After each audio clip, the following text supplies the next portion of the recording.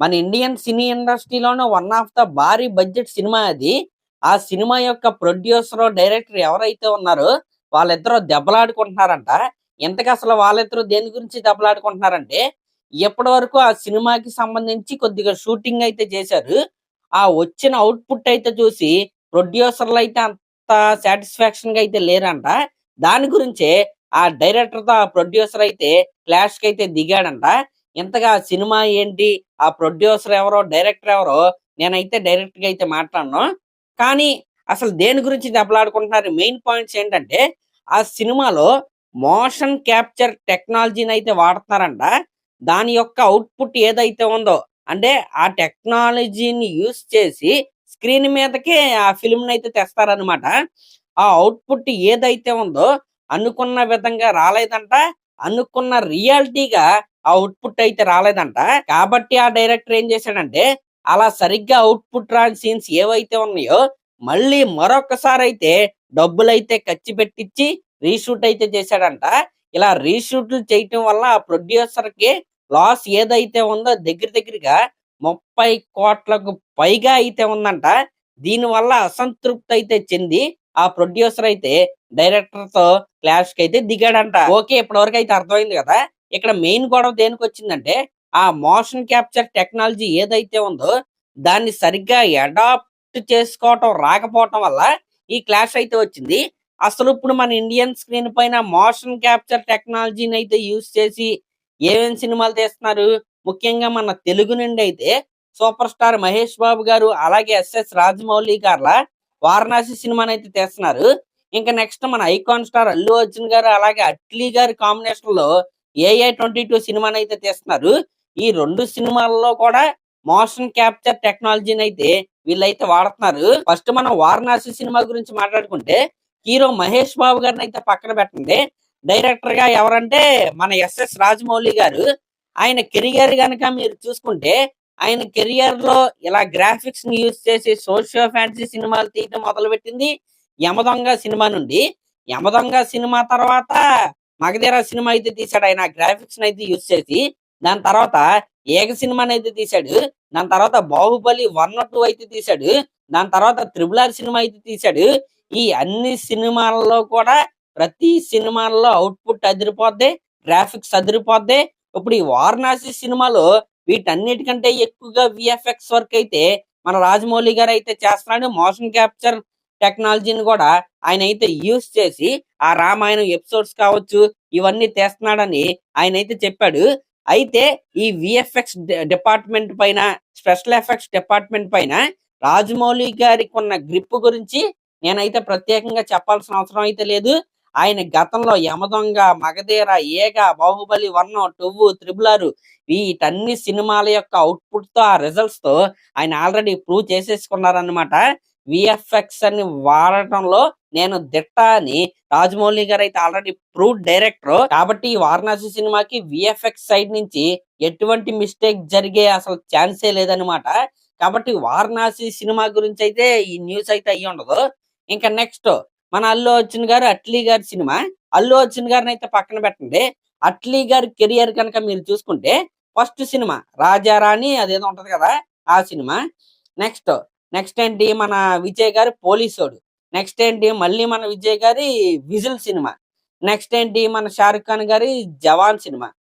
ఇంకోటి విజయ్ గారితోనే మధ్యలో ఇంకొక సినిమా అయితే తీశాడు 'మెర్సల్' సినిమా. ఈ విధంగా అట్లీ గారి ఫిల్మోగ్రఫీ గనక మీరు చూసుకుంటే ప్రతీదీ పక్కా కమర్షియల్ సినిమా.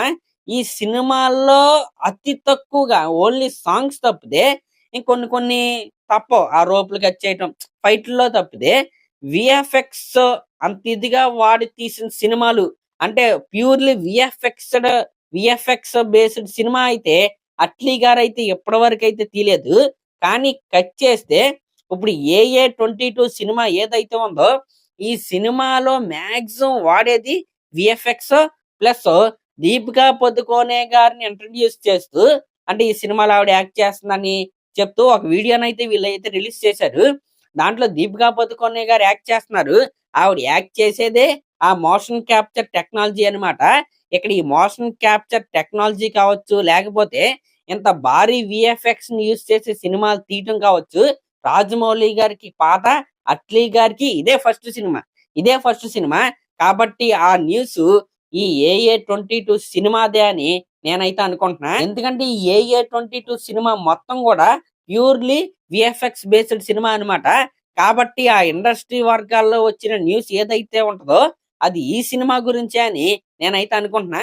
దానికి రీజన్ కూడా నేనైతే చెప్పాను. అట్లీ గారిది అంతకుముందు తీసిన ప్రతి సినిమా కూడా కమర్షియల్ సినిమా. ఇప్పుడు ఉన్నట్టుండి ఒక భారీ విఎఫ్ఎక్స్ బడ్జెట్ సినిమానైతే ఆయనైతే భుజాల పైనైతే యేసుకున్నాడు. మోషన్ క్యాప్చర్ టెక్నాలజీ కూడా ఈ సినిమాలో భారీగా అయితే వాడుతున్నారు. అది ఔట్‌పుట్ కొన్ని కొన్ని సార్లు అనుకున్నట్టు రాకపోవచ్చు. దానికి రీషూట్స్ అయితే చేస్తున్నారు. దాంట్లో ఎటువంటి తప్పైతే లేదు. కానీ ఇది మామూలుగానే భారీ బడ్జెట్ సినిమా. ఇంకా అందులో రీషూట్స్ చేయటం వల్ల బడ్జెట్ డబుల్ అయిపోద్దనమాట. వేస్టేజ్ ఎక్కువైపోద్ది. కాబట్టి అందుకే ప్రొడ్యూసర్ గారికి, మన డైరెక్టర్ గారికి క్లాష్ అయితే వచ్చుండొచ్చు. కానీ అట్లీ గారిని మనమైతే తక్కువ చేయలేం. ఇప్పుడు క్లాష్ అయితే అవ్వచ్చేమో గానీ, at the end of the day ఆయన మంచి ఔట్‌పుట్ కోసమే రీషూట్స్ అయితే చేస్తున్నాడు. కాబట్టి ఆయన్ని తప్పుబట్టి ఈ సినిమా ఔట్‌పుట్ సరిగ్గా రావట్లేదు అని ప్రచారం చేయటం అయితే తప్పుగా. At the end of the day A director అయినా సరే బెస్ట్ ఔట్‌పుట్ కోసమే పనిచేస్తాడు. 1, 2 సార్లు రీషూట్స్ చేస్తాడు. దాని తర్వాత ఆయనకి వర్క్ అయితే అర్థమైపోయి తర్వాత స్మూత్‌గా అయితే షూటింగ్ అయితే జరగొచ్చు. కాబట్టి దీనివల్ల ఈ సినిమా ఔట్‌పుట్ సరిగ్గా రావట్లేదనే ప్రచారం ఏదైతే ఉందో అదైతే కరెక్ట్ కాదు.